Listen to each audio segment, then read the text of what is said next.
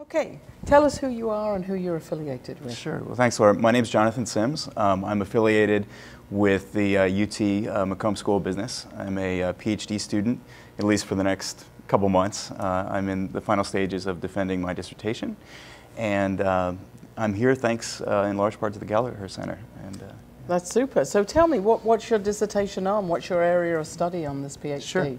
Well, broadly, I'm looking at how working with an open source software community influences entrepreneurs and influences the strategies of entrepreneurial firms. And the idea actually was spawned here at South by Southwest 3 years ago in 2010. Also thanks to the Gallagher Center, who supported my research. I had just sort of finished all the research and strategy and taken my comps, and I attended South by Southwest to become inspired. And one of the sessions I went to was called Selling the Milk When the Cow is Free. You got to think about it for a second. Selling the milk when the cow Selling the milk when the cow is free. And it was about companies that were built on open source software.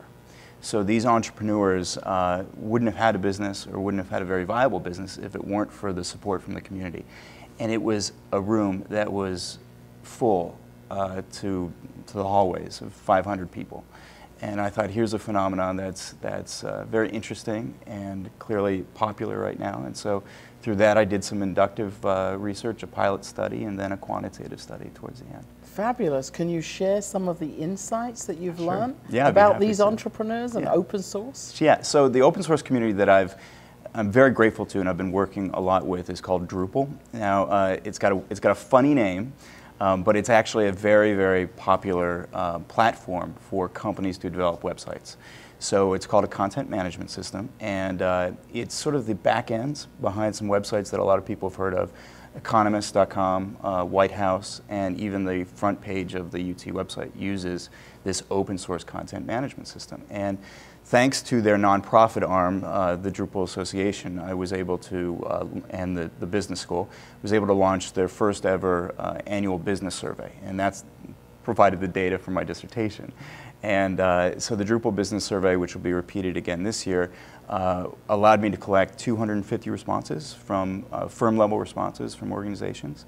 And through the quantitative analysis, the most interesting finding that we found was we sort of asked a bunch of questions, and we theorized that it would sort of line up pretty evenly between giving to the community and taking from the community. And what our factor analysis showed, what some of our analytics showed, is that taking sort of was a unidimensional construct, but giving actually split among two different constructs. One was giving code, or sort of giving what you might call the artifact, or what people really care about, and giving help.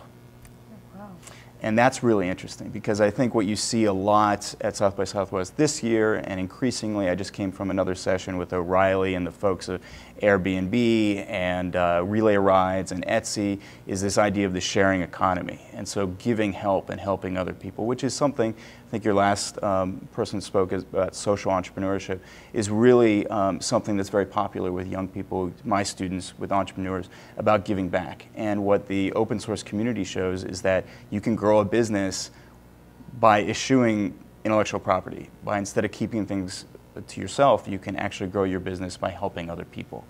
And so that was sort of the most interesting finding, is that giving sort of split among these two things. But what we also found was that the people, the companies that were the most respected, that were developing the most social ties, actually did both of these things. But one of the most important things was that they gave code.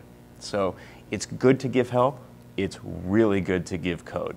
That's fabulous. So this ability to undertake this phenomenal research on these entrepreneurial businesses and the open code area, which has actually been allowed many new entrepreneurial businesses to start, has really given you some insights. Have you shared those insights back with the group that you talked about? Have I given it back? Have you given it back? That's exactly right. Have I given help or code? Well, I haven't given any code. That's okay. Sure. I have. In fact, I wrote a report for them, and it's very interesting. It's a very different report. It's sort of descriptive analytics from the survey, and whereas my dissertation is more about relationships between themes. But thanks to the Drupal Association, they'll be publishing that and sharing that at DrupalCon Portland which is their annual conference. It attracts about 3,000 developers every year. And so that report will be launched at the end of May when we're about ready to launch next year's survey. And so hopefully I'll have longitudinal data. That's fabulous. Thanks. This combination of the intellectual research with, shall we say, the intellectual property with, you know, the dynamicism of what's going on with the entrepreneur makes a very powerful combination. They must really love what you're doing. I hope so. I mean, it's been wonderful to work with people who are involved in the open source community. They're a very, I wouldn't call them a unique kind of entrepreneur because there's more and more of them, but they're just wonderful to hang out with. And the way they refer to their community is as a do-ocracy. Right? Mm-hmm. And so if you do something, they'll be very helpful back to you. And so this is my way of giving back and sort of doing some research because I sure as heck can't code. So. So where is this leading you? You said you're going to be graduating with your PhD very soon? Yes, I am. Well, I'm thrilled to say I'll be a professor, an assistant professor of management at Babson College in the fall. So, congratulations. Up in Boston. I'm not excited about the weather, but I am excited about the job. Yeah. But Babson's known as a phenomenal entrepreneurial college. It is. Yeah. Often rated, you know, number one. Number one. Yeah, I'm thrilled to be part of it. And Boston is also home to a lot of the people that research open innovation. It's home to the Acquia, which is one of the biggest firms that works with Drupal. So I'm really hoping that in addition to teaching, which I really love, that I'll be in a community, there you go, that will support this research. Because I think what you're seeing at conferences like South by Southwest, which is increasingly becoming a larger and larger business conference, is this idea of the sharing economy, is this idea of helping each other, is this idea of working in communities, and it's just going to grow. And I think that